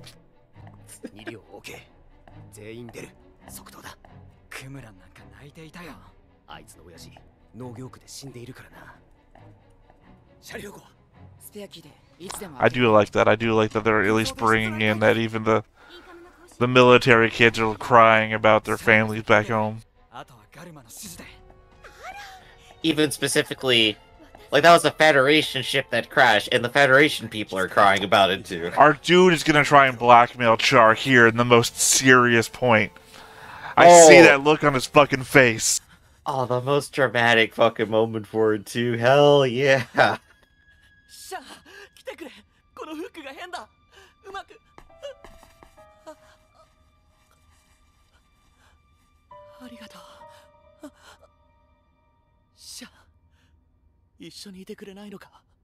He'll want him to blow you up. I don't know. I think he's gonna ride this boat all the way in.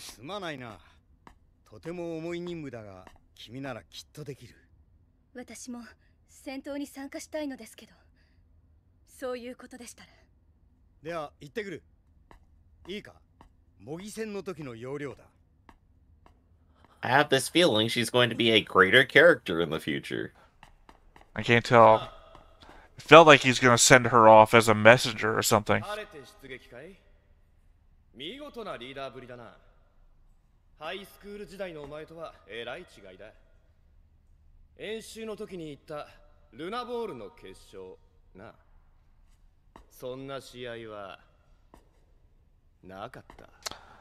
So, did you just want to fall down the stairs, or did you want me to kill you and then tell people you fell down the stairs?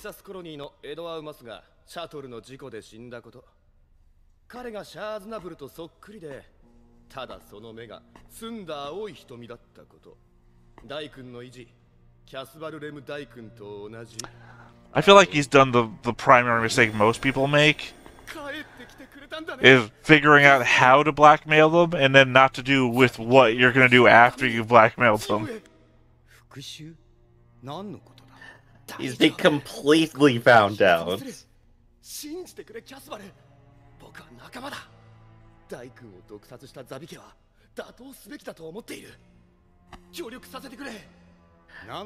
Not the angle I thought he'd take. I don't think it matters. At this point, having anybody that knows is too much of a liability.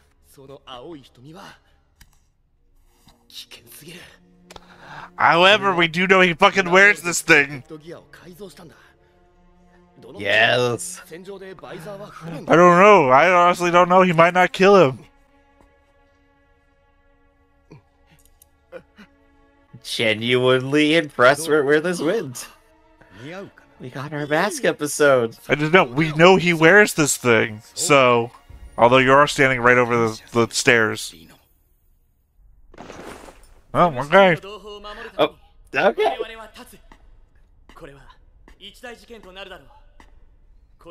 Surprised? Thought that dude was dead. It's even funnier now that it's literally a football helmet, though.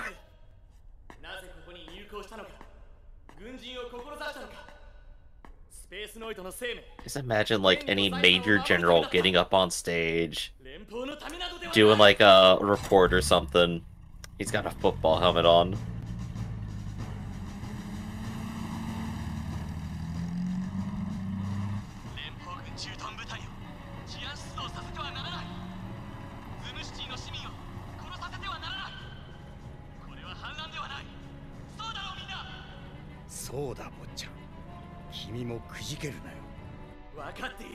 Sir, what'd you say? No, I said nothing.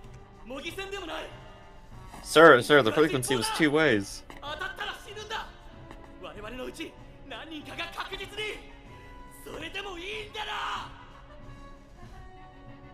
That's a pretty good speech, though. He not He was sugar. uncertain He for didn't. half a second. Well, no, he didn't sugarcoat it. That's the point. If you follow me, you'll die, and some of you will die. But will you follow me anyway? It's a pretty strong point. I appreciate that. It's honesty, but it's also this is what has to be done. Oh, I was right.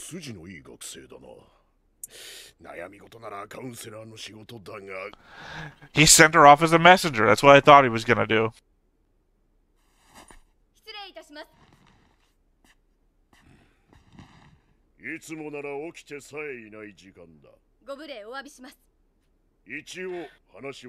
The full reveal of him just being in his bathrobe suddenly hit me. Makes him that much more relatable.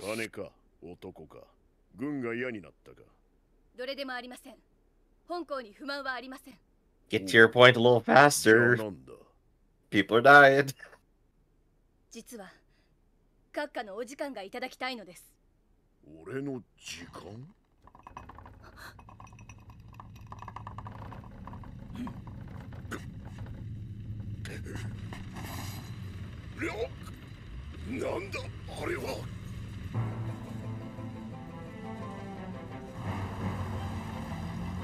doesn't realize. Yeah, there's no point to get to. We're here to stop him from interfering.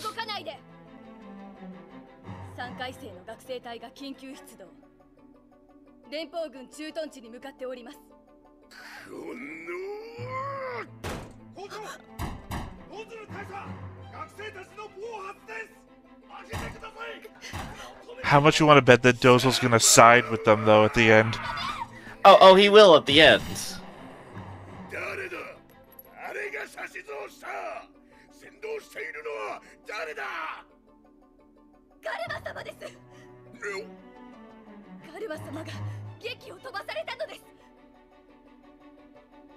Oh, he is in such a spot now.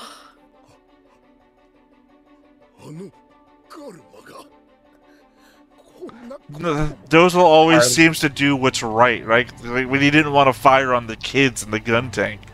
So, we're in the position that we know that Zeon is like being manipulated and all this shit. And it's evil at the top, but it's still good people, or normal people at the bottom. So I feel like Dozel has to do the right thing.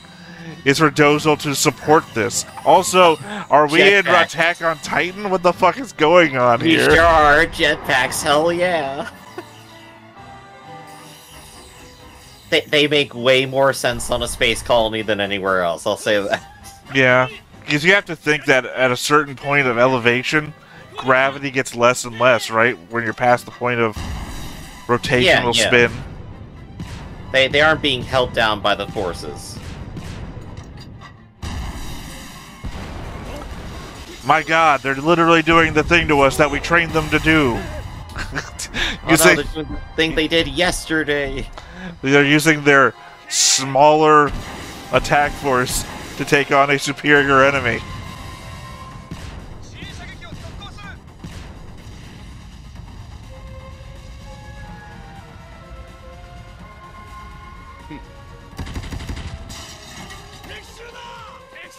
Do you have to look out the window to figure that out? And they're screaming it out the window. No, because he turned around. We're under attack. We're under attack. Oh, they pre-mined the exits. Oh.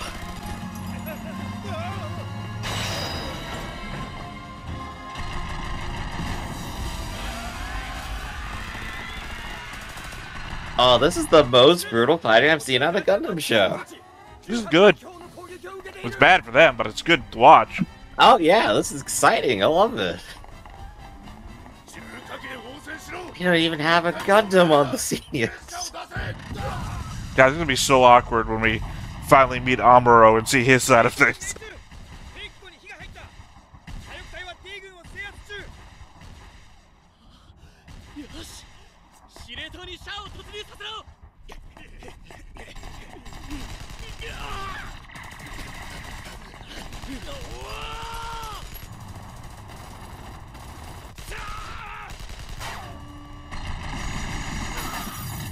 Oh gosh. I think the thing that makes this so much better is it feels like actual real fighting.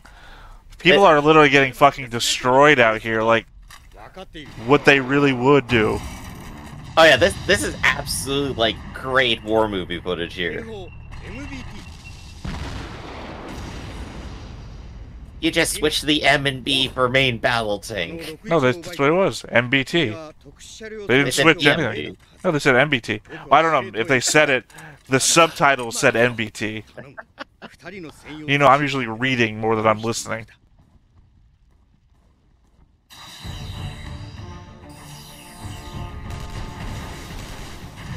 Oh, come on, man! Don't just one-hand your rifle. You're too cool Oh, already. he has to, because the other one's controlling the jets. Right, right.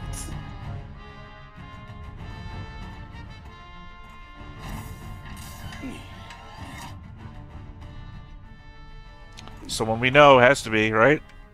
No.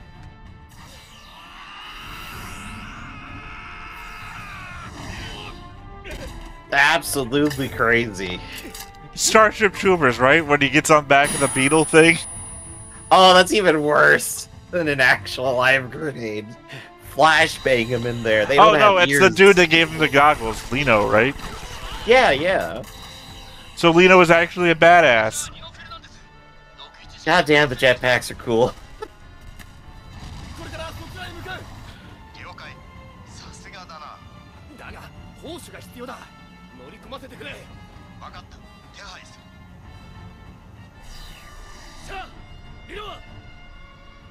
He died?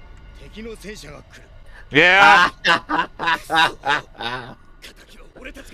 We'll avenge him. Thank God nobody else has a headset, am I right? Good thing he knows that there's no gunner.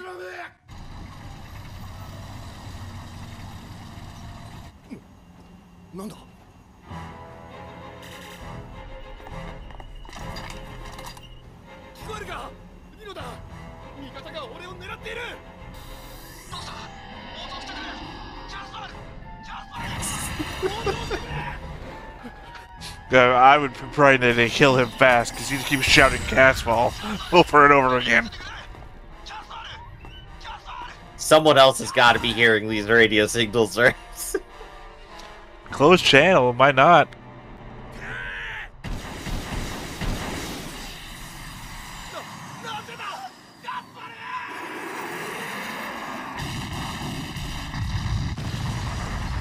Man, that was a full-on double thing. Like, I thought this guy was going to keep going. Oh, he's a badass too. Cool.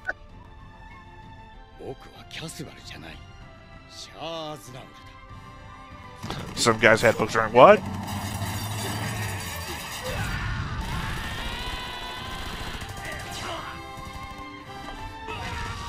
I'm surprised he didn't kill him in the hallway like I thought he was going to. No evidence, I guess. Though.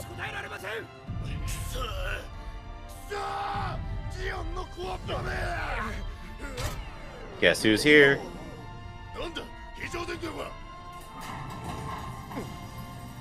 Darth Vader entrance.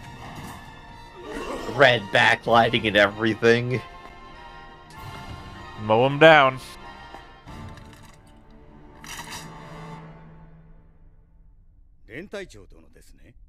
失礼ながら降伏なさるべきです。兵たちにも抵抗をやめるよう命令してください。Oh, okay. Reasonable. ガルマザビの指揮のもと、士官学校の学生204名の蜂起は地球連邦軍治安部隊を武装解除させた。Yeah, thus started the colonial uprising, I guess. Yeah, as enforced by Char. Well, I mean that the EFF is putting down Side 3, but then we have Zeon cadets bringing the fight to another place. So it has, now that it's multiple sides, right? Ah, Dazzle, you're so good and emotional. He's a good guy. Garma, you didn't sleep at all. Oh, that's right, the name of the episode, Dawn of Rebellion. Well,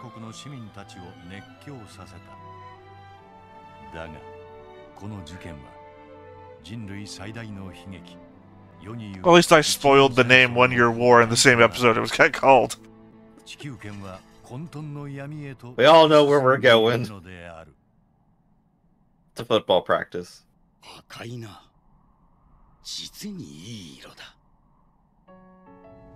So weird, because your things are tinted purple.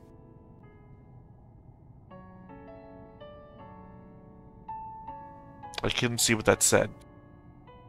Andronian or something. Okay, so it wasn't the Texas colony. No, that was the one they were on. I don't see any framework holding the solar panels in place. Could be right? rotational. Well, they're not attached to anything, I mean. Yeah, it could be rotational. I mean, we don't know if the side is large enough to generate any sort of gravitational mass just based on size, but at the same point, it could all just be based around, sorry, the words are escaping me all of a sudden. They could have jets on them. I don't know what the words I meant to say were, but they could have jets on them, keeping them in a rotational space.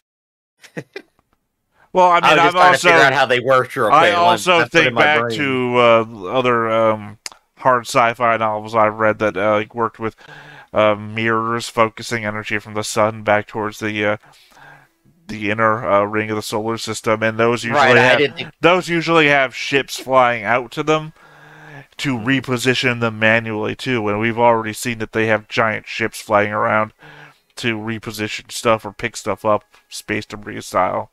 Yeah, I didn't think we were like at double O levels of like a ring of solar energy or anything. Well, that's what they were. And then beaming it straight to Earth or something. Well, I mean, that's what those were, though. Those are solar panels. So those were literally a ring of solar energy. You literally said yourself was wrong. There's a sense of scale I'm getting at. Anyway. I mean, they are great giant. Damn episode. You say there's a size of scale, but we've seen what the inside of those things look like. They're pretty fucking massive. So the giant things around the outside of them also have to be pretty fucking massive. Oh my gosh. Though, like, if I were to, like, take this entire episode just, like, as an introduction of everything Char is going to be, this absolutely perfect manipulator and soldier, it's like, this episode did it perfectly, hands down, right? This could have been a fucking movie. This was great. This is the movie. It's an hour long. Well, no, technically by the definitions set forth, a movie has to be at least 90 minutes. That's why some of the cheaper movies will like fill in with a bunch of stuff post credits with like shit that happened during filming or whatever to push it to 90 minutes. By definition, it has to be 90 minutes.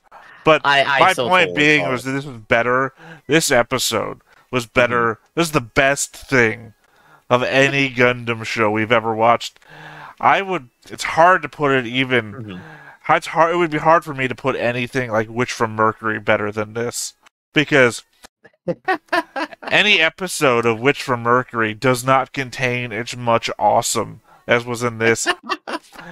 Like the If there emotion. was ever any doubt about the UC timeline being the best, this episode alone has convinced us. Well, I mean, we haven't hit like the 76 era of animation yet, but We haven't even got to quote the good stuff, right? well, I don't know. This might be the good stuff, and we have nothing but slog ahead of us, right? All But downhill from here. No way. it could be. I'm just saying. I'm just saying that it's hard to.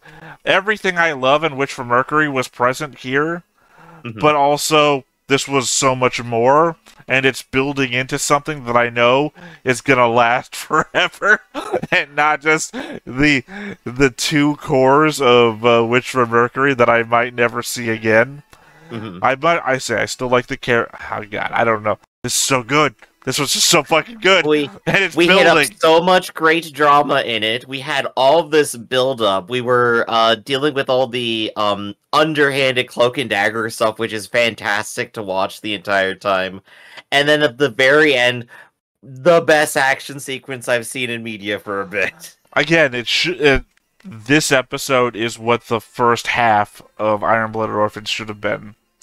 Mm. You remember in Iron Blooded Orphans, to defeat the people that were training them and using them, they tied their thumbs together behind their backs. Yep. How does that compare to this? We had the complete build up for why they were doing this, how everyone felt, why it was the correct course of action, and you're right, like over in Iron Blood Orphans, like we got like the abridged version of that. We just are supposed to assume a lot of things. They didn't even abridge it. They didn't skip anything. They snuck up on them while they slept and tied their thumbs behind their backs. It was the Home Alone version of this. It was the PG-13 version of this. There's never anything past this, right? It's gonna do No, we a got little text. one more thing. Oh, okay. We're in space again. Oh yeah, Shinba. That was the girl and her parent, right? Sure was. The one that I said was tied to Tabo Mass. I'm fully taking in the design of these Oh, shuttles now, Amuro? though, and they're great. Amuro. ルナ2だ Still completely unconnected to anybody on my 僕は chart. 小惑星ユノスペースコロニー建造の資材調達のために運ばれてきたラグランジェ3に新しいサイドを建設するための起点となったわけだが以後コロニー計画は凍結されて宝の持ち腐れになってしまったサイド7の着工が承認されるまではな Well, it's not like it's going anywhere.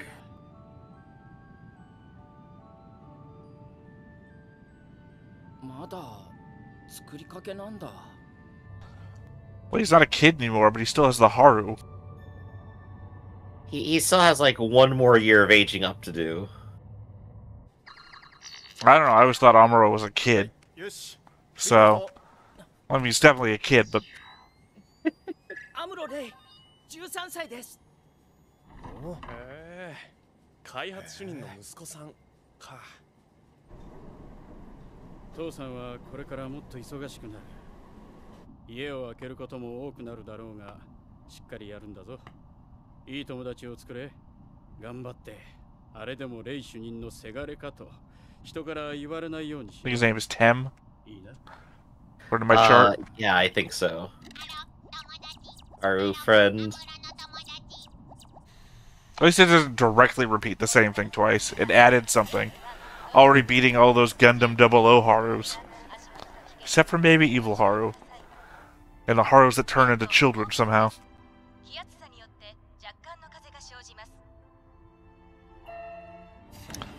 So the elevator must go to the outer edge, is why the G's increase. Right, yeah. God, I love the science is included too. Oh, love it. Oh, love me some hard sci-fi space stations. サイド7 God, Oh, looks like a cool side guy here. Hope nothing bad happens to it. it's only missing half the sky. It's fine. Well, they said they're still building it. Yeah, What the yeah, look- asteroid is here for. Oh, great view though. Okay, that's Great the thing view. I expected to come up and indicate the end. Yeah, no, I had a thought before that thing popped up. Yeah, no, about how we saw the people living in Munzo fighting on the streets, like laying on top of cars to shoot at tanks. Yeah. Yeah, so we know.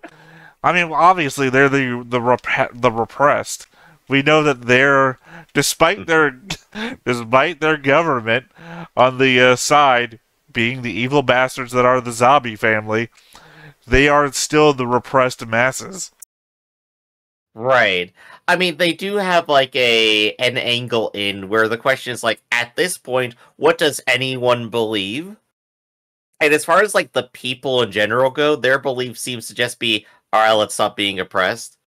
And the zombies are generally just rich assholes, right? They just think they're better than everyone, and they're gonna latch on to the first thing that says that they have a reason to be superior. No, you're wrong. You remember Giran and Deikun had that conversation when Deikun like, no, stop encouraging them to fight. We can't win a fight. We're a small colony against the entire Earth Federation. He's the head of the family, and he's literally saying, no, we can't fight. Don't fight. He's literally calling for peace, Deikun Zabi. So he's not he saying doesn't want to do something obviously suicidal from his position. Yeah, so he's very clearly not saying we're better than everyone. Get the guns going. That's Giran, his eldest son. So it's very much not a case of the family's trying to do this. I guess I'm just waiting to see when Deikun Zabi gets killed, because he's clearly holding he's clearly holding his kids back. I don't mean like in this. I don't mean like bad father sort of way. I mean in the they clearly want something that he's not giving them. They are ready to rise to power and take command of everything happening. Yeah. Well, he told Giran in episode 1, "You've got to learn to be better at lying to people or manipulating people." And Giran's been like, "Yeah, episode 3, I'm good for it." You know, he's like, get that thing manufactured now that I've learned about monarchy particles or whatever the fuck they're called. He's playing all the sides, and clearly his only daughter learned this right off the bat, because she's been assassinating people left and right. I think every episode now she's killed somebody. She's really good at it. It's her primary skill, right? Episode 1, she kills Zeon and Sasuru. So one family member, one non-family member. Yeah. Episode 2, Jimble. She kills Jimble. I'm not sure that she hasn't been poisoning the kid's mother this whole time that she's been in the tower. Oh yeah, that's totally the context of it. They're supposed to be doing that, and she appears to just die naturally rather than being any of their doing. It seemed that way, but nobody claimed anything for it, right? They talked about everybody else that they've killed. Said nothing about this one. And here in episode 3, they killed some innocent boy from Texas. Their first failed assassination. Well, to be fair, it was quite clearly a success. They clearly assassinated that boy from Texas. A failed assassination implies that nobody died. That boy is dead. That they didn't assassinate the person that they intended to. Well, eye color, man. Eye color. It is going to be such a joy when casval / now Char finally gets like reintroduced to Caecilia, and he just pops the bubble. It is going to be the most shocking reveal ever. I guess the only other thing that occurs to me is that Lino can't be the only person that Char went to school with. How do you handle everybody else? Oh, Char, I know you. Now that you're the most famous person in Zeon. He's the only person who got to see his eyes, and from here on, he is never letting a single person see it ever again. I mean, I guess, but still, it's the same name. And anybody you went to school with, because we know he was a major presence at school. We got the whole scene of his school president, or whatever it was, being scared of him, and all the people at school he set on the right path. No, wait, sorry, that was Edward. That was Edward. We have no idea who the fuck Char went to school with, other than the fact that apparently he was really popular at school. and maybe played football or spaceball or or what do they whatever actually it call was. I don't know. Remember, the thing about Lino and his stories were he made some up to Yeah. try and catch Char in a lie, which means that we, the viewer, have no idea which things were real or not. Look, all I'm going to say here to the audience is if you think one of your friends has actually been replaced by an imposter, and you're going to go ahead and reveal that to them and admit that you're on their side and whatever, you should still maybe send a letter off to someone in the context of, if I end up dead, this is true. Well, it's the Dark Knight thing, right? Where the accountant goes to Morgan Freeman's character and says all the shit and exactly what he wants, and Morgan Freeman's like, so you think that your boss is a guy who beats up people at night, and your plan is to blackmail him? It's like, that's what I'm saying. You've got to come up with a plan of what to do if everything goes sideways when you encounter them. Like I said, his last scene in the hallway was literally him standing back to the stairs. So I thought, oh, he's going to get shoved down the stairs, or he's going to get his neck broken, and then his dead body's going to be pushed down the stairs as he fell down the stairs. What I do like about Char here is that, like, he didn't plan for half of any of this, but he, like, immediately latched on to, like, oh, wait, I can take a natural advantage of this thing that's happening right here, right now. Yeah, Char. And he's, like, always ready to adapt. It's like, it's great showing off his intelligence. Char is you don't need great, to have, like, a chess scene. Char's a great improv guy. He's got one plan, and that's get as close to the zombies as possible. So he's like, okay, Garma, I'm going to get close to him. And that was his only plan. And everything else he's been playing off the cuff.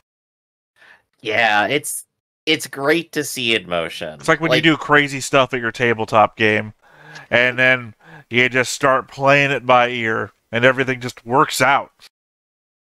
Like, we had, like, a scene with Garen where just, like, learning Go, and something's like, oh yeah, that's supposed to symbolize intelligence, but all these things Char does, each of them, like, shows off, like, yeah, he is the smartest person in the room.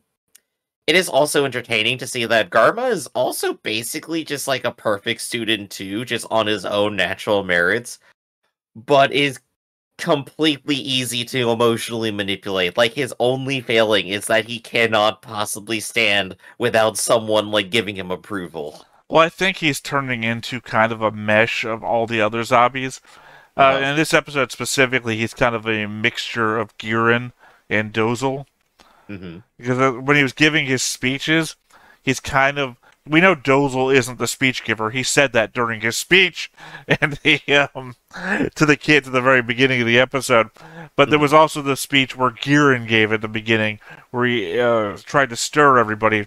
We didn't see if he did or not because Lino was making fun of him to Char. So the fact that Garma gives his speech at the very end, and it's reminiscent kind of the same passion that Giran puts into his speeches. But then he's out there with the fighters too, being a Dozel on the battlefield, and everyone's kind of loving him for it the same way that they love Dozel. So he's kind of a mix of the two extremes of the Zabi family. Yeah, we see, like, the building blocks that are going to turn him into the character he becomes, like the influence of his family, the high expectations upon him, Char's manipulation, the fact that he actually gets other people's approval for all the things that he does, which are going to get increasingly extreme. This is great. This is great writing and drama. I'm going to say something now, which might tint everybody's reactions from here on out, but I'm going to ask you a question first. Okay. Do you know Garma's ultimate fate? No, not at all. And I will say that anybody who has heard me talk about any of this beforehand will know that I do, because I've mentioned an event where a character does a thing, or I mentioned a thing where, like, one person does the voiceover for it in English, and if you know that that event exists, you know what that event is for. So you'll know big speech, right? You'll know that I know what Garma's ultimate fate becomes. So I will say that. So every time that you've, like, conjectured about what happens to Garma here and there. I've always taken in, but not said anything back for. So just keep in mind that I know what Garma's ultimate fate becomes, but at the same time, it's very entertaining. It's a fun ride, and I'm happy to be here. I will also say that I know what his ultimate fate becomes, but I know nothing about how it gets there. So this is still a journey. The ride is the fun part, right? Yeah, the journey is still going. I also have no idea when it happens. So. All right, then. I think we're going to go ahead and wrap up here for the day. This has been Stoneface Reactions, everybody. I'm Griffin, that's Theta, and we'll catch you next time. See you around. Hey everybody, thanks for watching another Stoneface Reactions. If you have an idea of another video we could go ahead and watch, go ahead and put it in the comments down below, and we'll add it to the wheel. Be sure to like, comment, and subscribe, and let us know what you thought about this video, what parts you liked. And until then, we'll see you next time. Is this too goofy?